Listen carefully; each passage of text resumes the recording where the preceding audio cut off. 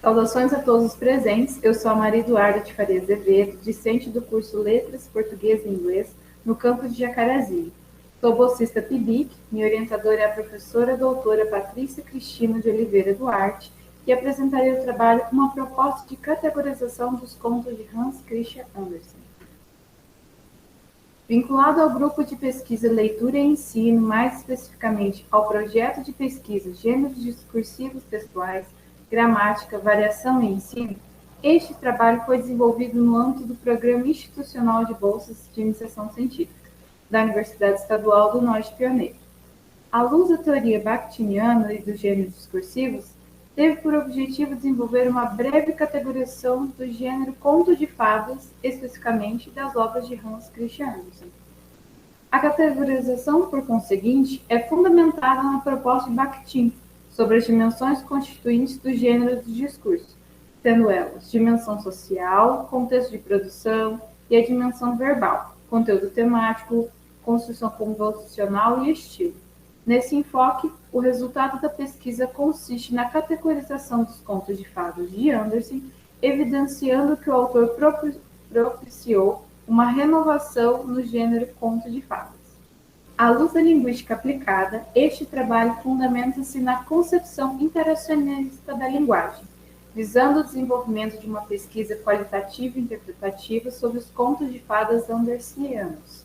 A análise, por conseguinte, pautou-se no método sociológico bakhtiniano para estudo dos textos enunciados, visando promover uma categorização que contemplasse todas as dimensões constituintes do gênero, associadas às condições de produção.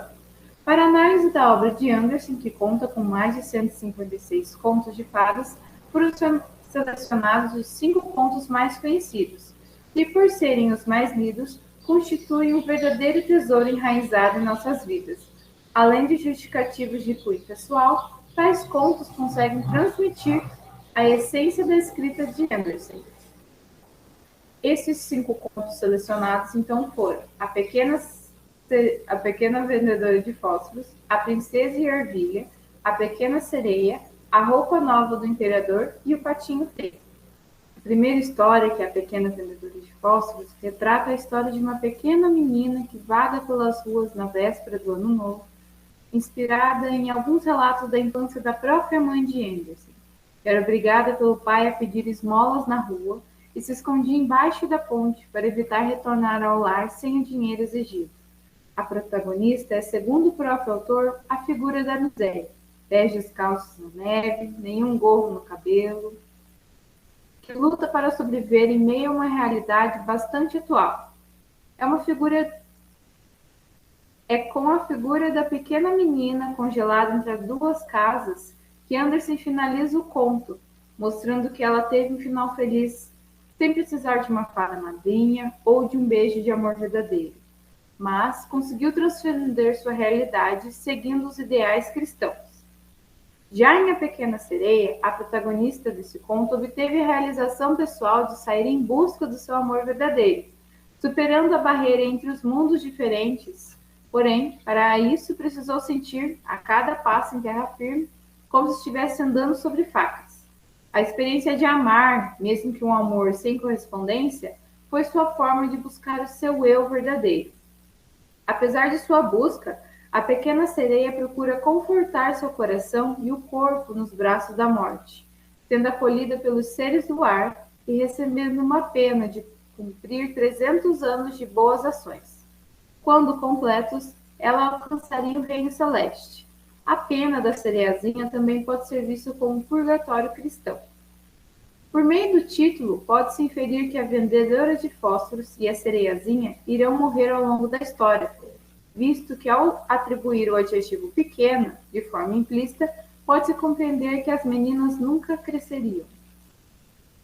O conto da Princesa e Ervilha caracteriza-se como o conto mais próximo dos contos de fadas tradicionais. Afinal, é o único entre os analisados que é iniciado com a expressão "era uma vez". O tom de Andersen nesse conto é bem humorado, até mesmo um pouco irônico, principalmente no último parágrafo da história. Pronto, é um bom arremedo de história, não é? dá a ideia de que o autor reproduziu as características de um conto tradicional com um enredo simples apenas para agradar seus críticos. Por trás da história, há uma crítica à aristocracia da época, identificada no trecho em que Andersen fala que a princesa é realmente uma princesa, pois ela conseguiu sentir uma ervilha em cima de 20 colchões. O trecho evidencia que Andersen achava que a alta classe da sua época possuía hábitos que ele condenava. Já a história bem-humorada do imperador, que desfilou nu na frente de todo o reino, traz a moral de que a verdade deve prevalecer, mesmo que todos em volta prefiram não perceber isso. Andersen faz críticas mais uma vez à alta sociedade de sua época, com um imperador pomposo que adora exibir suas roupas. Tatar postula que o autor pregava que a vaidade era um dos maiores pecados que alguém poderia ter. Por isso, neste conto, o imperador passa por essa situação constrangedora devido à sua enorme vaidade. Além do excesso de vaidade, o imperador possui um grande ego, quando se depara com os teares vazios e finge ver tecidos maravilhosos apenas para não ser rebaixado intelectualmente perante os outros. A figura da pequena criança dizendo a verdade também deixa claro que, para Andersen, a honestidade é valorosa e deve ser cultivada entre os jovens. Em nosso último conto analisado, que é o Patinho Feio, aqui vemos que Andersen se fez personagem, tornando esse conto mais detalhado e muito bem construído. Ao contrário dos outros contos de fadas tradicionais, o Patinho Feio passa por não só um, mas vários obstáculos, como os caçadores e seus cães, os gansos selvagens, o descaso da população do terreiro vivido quando nasceu, a zombaria das crianças, para encontrar seu lugar ao sol. Aliando-se à teoria de que o Patinho Feio é a história de vida de Andersen, Tatar afirma que os gansos selvagens representam os poetas boêmios com quem Andersen conviveu durante seu tempo de escola em St. Lake, e os majestosos cisnes representam os grandes escritores da história, grupo do qual Andersen conquistou seu lugar. Comentadas brevemente as obras selecionadas, apresentamos uma síntese das características dos contos de Andersen, baseado no quadro de categorização de Bakhtin. Como podemos ver no quadro, a finalidade dos contos de Andersen é a de propalar valores e ensinamentos morais e éticos vinculados ao cristianismo, por meio de protagonistas que buscam sua verdadeira identidade.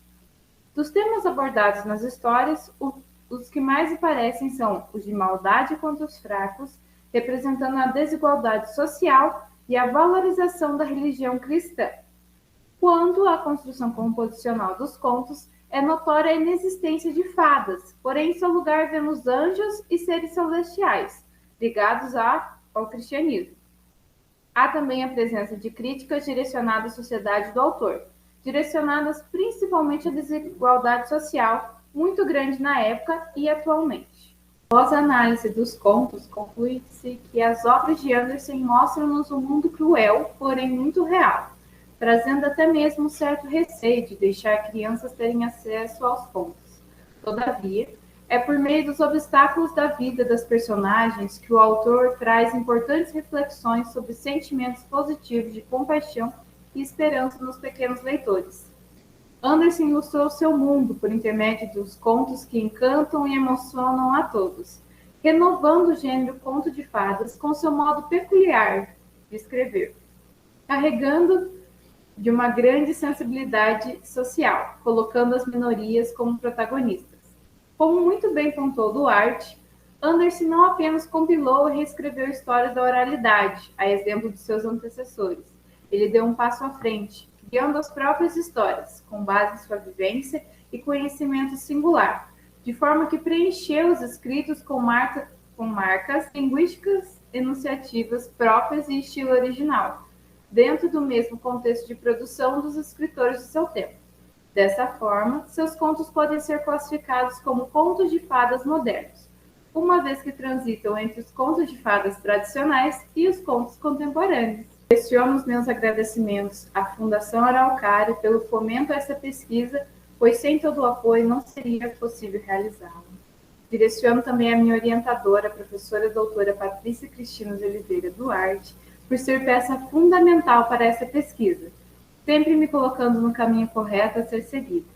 E também direciono os meus agradecimentos à Universidade Estadual do Norte do Paraná, UENP, por desde o início da graduação proporcionar-me os aportes necessários para empreender as pesquisas e saberes para o meu desenvolvimento humano e intelectual. E finalizo então a minha apresentação mostrando a vocês as minhas referências.